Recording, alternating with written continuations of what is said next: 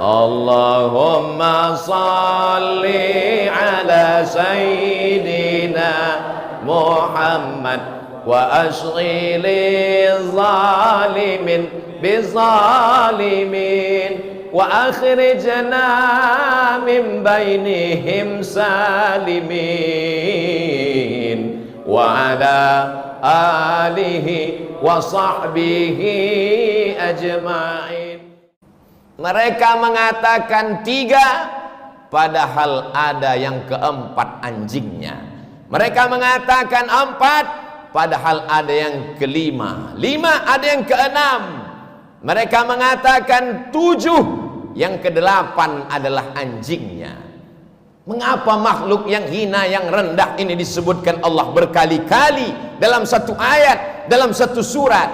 Bukankah dia makhluk yang najis berat? Bukan dia makhluk hina dalam ayat lain? Allah ingin menunjukkan, walaupun seekor anjing, tapi kalau dia mengawal Ashabul Kahfi, anak-anak muda yang memperjuangkan agama Allah, diangkat Allah derajatnya.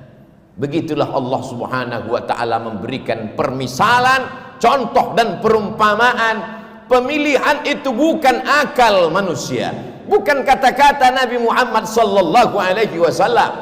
Wa ma yantiqu 'anil hawa, dia tidak mengikuti hawa nafsunya. In huwa illa wahyun yuha, melainkan wahyu dari Allah Subhanahu wa ta'ala.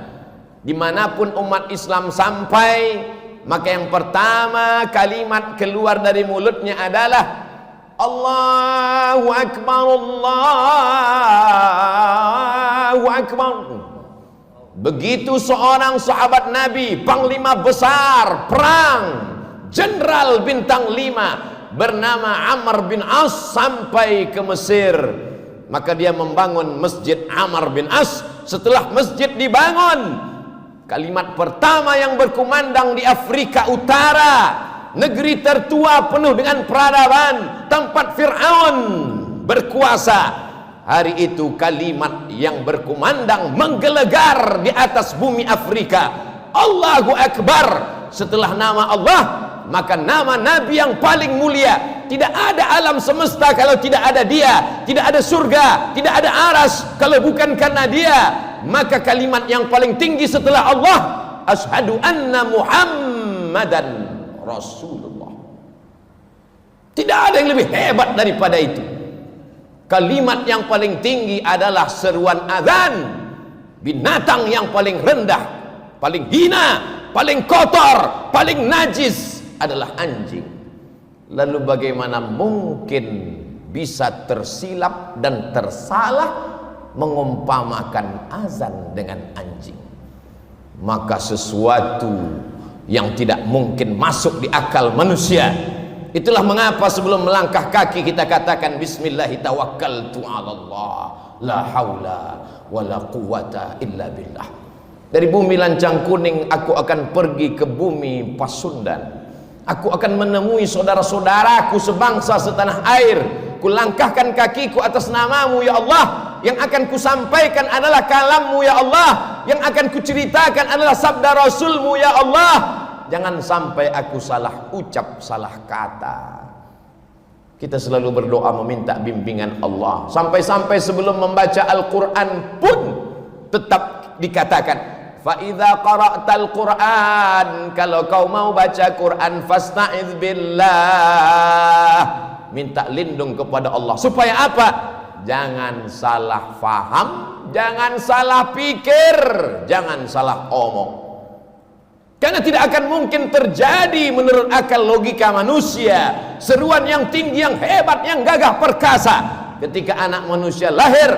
Pertama kali matanya melihat dunia, yang dibisikkan ayahnya pertama kali telinganya adalah asyhadu an la ilaha illallah. Dan di saat ayah akan mati, meregang nyawa, tatapan yang terakhir dia lihat adalah tatapan anak lelakinya yang dulu menatapnya pertama kali lahir ke dunia. Suara yang ingin dia dengarkan adalah suara anak lelakinya yang dulu dia azankan saat lahir ke dunia.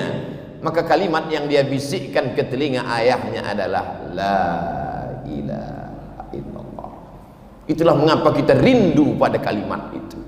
Kemanapun kita pergi, ke Amerika, ke Eropa, ke Australia, kita akan melihat jam dan akan bertanya, mengapa azan belum berkumandang?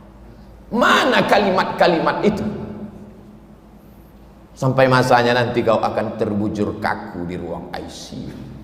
Di saat itu anak menantu sibuk dengan dunianya, kau sendirian di dalam tempat yang sepi di tengah keramaian. Dunia masih hiruk pikuk.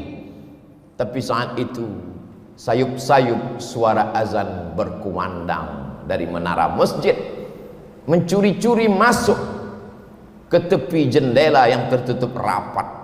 Tapi karena mikrofonnya masih keras, dia masih masuk ke ruang ICU. Hayya 'alas shalah. Saat itulah kau baru meneteskan air mata dan berkata, la haula wala quwwata illa billah. Tapi apakah di zaman kita nanti masih ada suara itu masuk ke telinga kita? Tergantung apa yang kita lakukan hari ini. Barakallahu li wa lakum fil Qur'anil azim wa nafa'ani wa iyyakum bima fihi minal ayati wadh-dhikril hakim wa taqabbala minni wa minkum tilawatahu innahu huwa